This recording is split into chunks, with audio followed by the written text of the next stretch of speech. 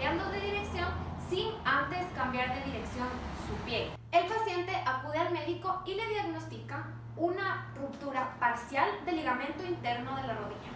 El ligamento interno de la rodilla es el único que nos va a ayudar a estabilizar. El problema en esta lesión es que justamente al girar abruptamente hacia el lado izquierdo, la rodilla se va a inestabilizar y va a irse hacia ese lado, provocando que el ligamento interno en este caso no solamente tenga una hiperextensión, sino que además se rompa parcialmente. Esta lesión aproximadamente podría ser de grado 2. El proceso de la inflamación aguda comienza con la vasoconstricción, justamente para evitar la pérdida de sangre a través de la lesión. Como un segundo paso, nos damos cuenta que el vaso se comienza a impermeabilizar y permite el paso del líquido edematoso y las proteínas plasmáticas. Posteriormente, vamos viendo que se va generando el edema y por la acumulación de glóbulos rojos también nos damos cuenta que se va dando el enrojecimiento de la herida.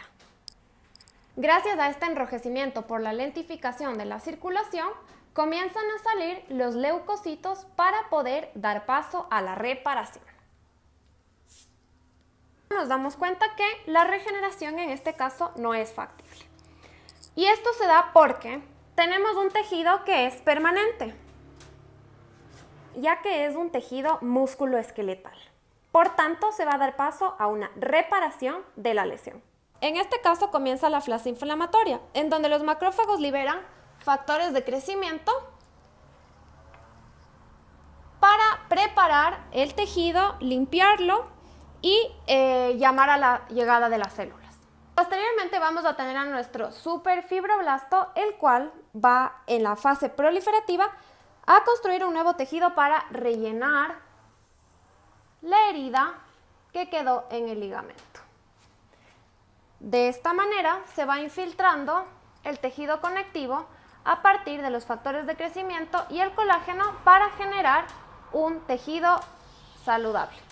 Finalmente tenemos la fase de remodelación que se da a partir de la tercera semana aproximadamente, en el cual observamos ya introducido el tejido conectivo, casi completamente recubierta la ruptura, pero lo más importante de esta fase es que el tejido se va reorganizando y acomodándose y la herida se va contrayendo. Mientras se da el proceso de cicatrización, podemos ayudar con hielo y factores físicos para motivar la analgesia.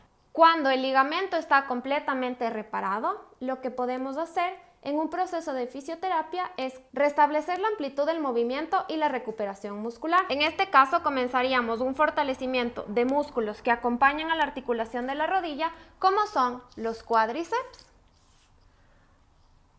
y glúteos. De esta manera ayudamos a estabilizar y flexibilizar al músculo para una buena recuperación. En este caso es importante mencionar que el paciente tiene que tener una inmovilización apropiada para que se pueda dar el proceso de cicatrización. Es muy importante que después de la cicatrización del músculo, el paciente trabaje de la mano con su fisioterapeuta para recuperar la amplitud regular del músculo. De esta manera, el paciente tendrá una recuperación pronta, saludable, para poder volver a su ejercicio normal. Gracias. Buenas tardes, yo soy la estudiante Katimaila y les voy a hablar sobre el caso número 1. ¿En qué consiste? Un paciente de 30 años, futbolista, se encontraba en un partido. Al realizar una flexión de cadera para patear el balón, sintió un fuerte dolor en la parte posterior del muslo, un tirón. Fue donde su médico y le diagnosticó un desgarro muscular. ¿Cómo es el proceso de recuperación del desgarro muscular? Bien, en primer lugar, la célula es una masa de tejido fibroso constituida por células llamadas miocitos. Además, contiene vasos sanguíneos, arterias, venas, capilares, vénulas, arteriolas. Este es inervado por el sistema nervioso central, el cual es el encargado de enviar órdenes para que se ejecute el movimiento o se mantenga en relajación. El desgarro muscular también es llamado rotura fibrilar, tirón o distensión muscular. ¿En qué consiste? Bien, es una rotura del tejido muscular, el cual puede provocar una hemorragia, hinchazón, enrojecimiento, incluso puede evitar la capacidad de movimiento de la zona afectada. Su recuperación depende de qué tan grave esté. Puede estar en grado 1, que su recuperación va de 7 a 10 días. En el grado 2, su recuperación va de 3 a 4 semanas. Y el grado 3, su recuperación es de 3 a 4 meses. Bien. La inflamación, la lesión aguda va acompañada de una inflamación local o una inflamación aguda, además de la formación de hematomas, que es la ruptura de los vasos sanguíneos. El área necrótica es invadida por vasos sanguíneos, por células mononucleares, por macrófagos, linfocitos T, neutrófilos. Son encargados de segregar citoquinas y factores de crecimiento para que combatan la rotura. El mecanismo que prefiere el músculo es por reparación. Existen 3 fases. La fase 1, que es destrucción, la fase 2, que es reparación, y la fase 3, que es remodelación. La primera fase de destrucción consiste en la degeneración del tejido muscular, además que existe una inflamación activa, hay necrosis de las miofibrillas. En la fase 2 de recuperación existe una regeneración del tejido conectivo, de vasos sanguíneos y de las miofibrillas. En la fase número 3 de remodelación, las miofibrillas y todo ya está listo para que se pueda generar ejercicios de contractilidad y elasticidad. Para ayudar al proceso de recuperación del desgarro muscular, también se puede aplicar calor, puede aplicar masajes para mejorar la circulación y relajación muscular, vendaje compresivo, activación muscular, y poco a poco ir aumentando la fuerza en los ejercicios.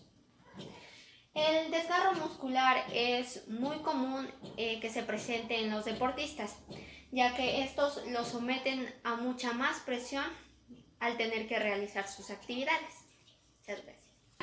En este caso, un paciente de 17 años refiere que al momento de dirigirse hacia su casa le intentaron asaltar. Al momento del forcejeo le ocasionó una lesión, una herida de 10 centímetros de longitud y 0,5 de profundidad en la cara anterior del antebrazo. Acudió al médico, el cual saturó esta herida. Bueno, la piel es el órgano más extenso y más grande de nuestro cuerpo. Es la primera barrera que nos ayuda es la primera barrera de protección que nos ayuda ante infecciones, agentes contaminantes. Además nos ayudan a regular la temperatura corporal. Bueno, esta lesión más bien es superficial, no es profunda debido a que solo llega hasta la epidermis. Por lo tanto, esta es una cicatrización por primera intención. ¿Qué quiere decir esto? Si bien es cierto, alrededor de la lesión hay agentes contaminantes, pero es más accesible poder aproximar los bordes de la lesión y poder saturar más adecuadamente. Esta cicatrización más bien será estética.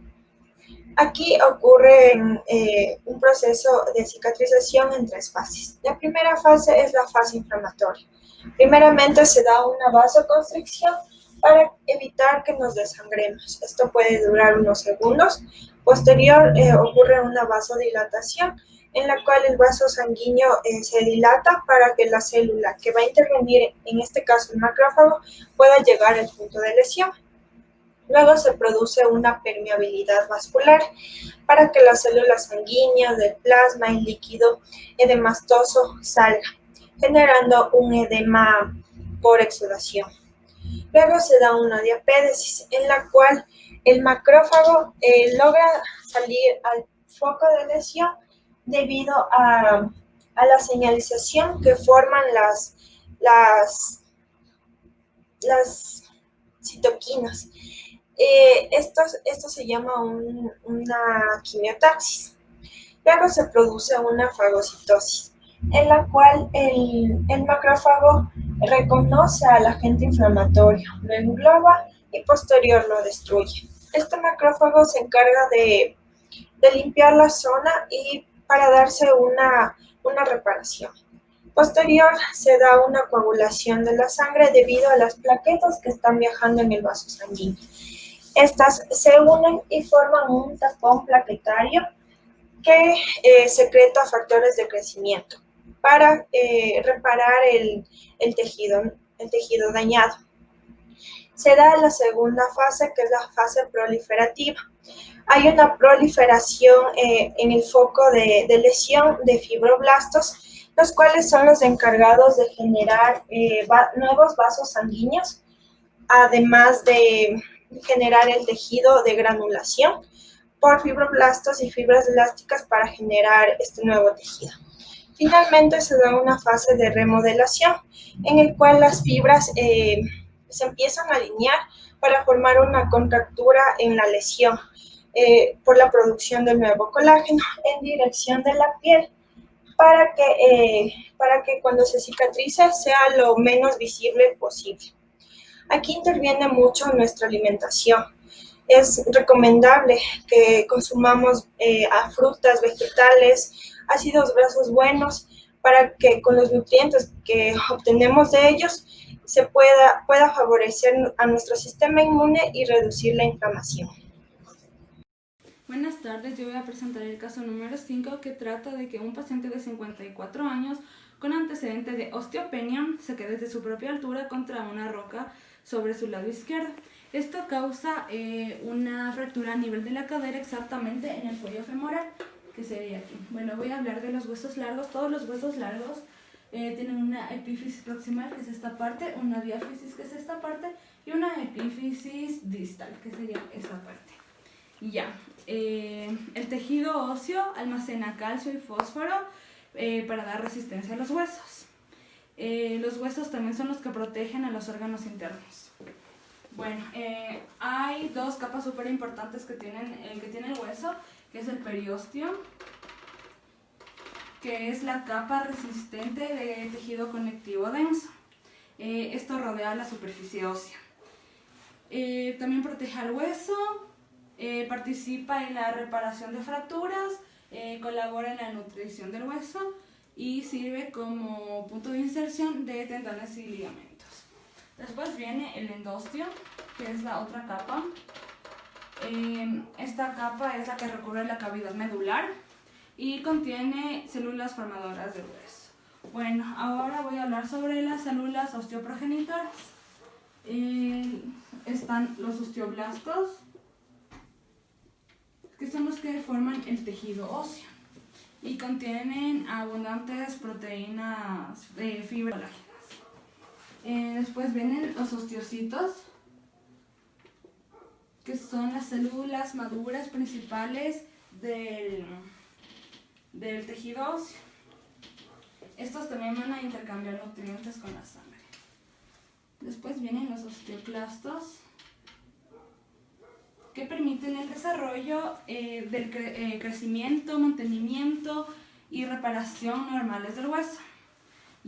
Bueno, ahora voy a hablar sobre la osteopenia, que es la enfermedad que tenía nuestro paciente. Se define como la osteoporosis. También es una enfermedad esquelética sistémica caracterizada por una resistencia ósea comprometida, que predispone un incremento bastante alto por una fractura. Es decir, que hace que los huesos se vuelvan más quebradizos. Ya, algunas causas de la osteopenia son la deprivación de estrógenos, que se produce después de la menopausia, carencia de calcio, falta de ejercicio, causas genéticas, tabaquismo, alcoholismo, antecedentes familiares, entre otros. Bueno, ahora les voy a explicar las diferentes fases de la inflamación, que son 3. Bueno, la primera es la fase inflamatoria, es en la cual los macrófagos llegan al lugar de inflamación, en donde van a liberar factores de crecimiento en la zona, que sirve para preparar el ambiente para la cicatrización. La segunda fase es la fase proliferativa. Comienza después de 2 o 3 días y puede durar hasta 3 semanas. En esta fase se va a dar la construcción del tejido nuevo para rellenar el espacio de la herida. Bueno, la fase 3 es la fase de remodelación. Empieza la 3ª semana después de la lesión y puede durar hasta 6 meses. Es donde va a haber una remodelación del tejido cicatrizal. La cicatriz se reorienta para incrementar la fuerza tensil de la herida. Entonces aquí ya podemos ver que ya está recuperado el tejido. Bueno, ahora voy a hablar sobre algunos tratamientos para este tipo de fracturas. La primera puede ser cirugía. También puede ser la reparación interna mediante tornillos, el reemplazo total de cadera, se reemplaza con una prótesis, un reemplazo también parcial de cadera, que el cirujano puede extraer la cabeza y el cuello del fémur, igual instalar una prótesis. En la parte de la fisioterapia o rehabilitación se centra en ejercicios de amplitud de movimiento y fortalecimiento. El entrenamiento de fuerza es súper recomendado. La hidroterapia es de gran utilidad también, ya que la densidad mineral ósea puede mejorar el músculo, la capacidad aeróbica y los niveles de dolor. Es importante considerar la intensidad y duración del ejercicio para aumentar su capacidad ósea o salud ósea.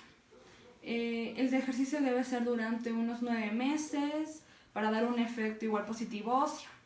Se recomienda realizar ejercicios de intensidad moderada y unos 30 minutos y 5 veces al día. Muchas gracias. Mi nombre es Victoria Rivadeneira y les voy a explicar el proceso de cicatrización del tendón. Como caso clínico presentamos un paciente de 55 años con una ruptura parcial del tendón de Aquiles. Como estructura funcional del tendón están los tenocitos, son células fusiformes responsables de la homeostasis y reparación tendinosa. Los tenocitos participan activamente en la reparación tisular y tienen la capacidad de sanar sus lesiones. Todo este proceso es denominado por la proliferación de tenocitos y la producción temprana de su matriz extracelular, así como por la remodelación y el realineamiento del colágeno tendinoso. El tendón posee una estructura jerárquica de fibras, fibrillas y fascículos que, unidos entre sí por una matriz extracelular, formados por un mucopolisacáridos y un gel proteoglicano y un colágeno de tipo 1.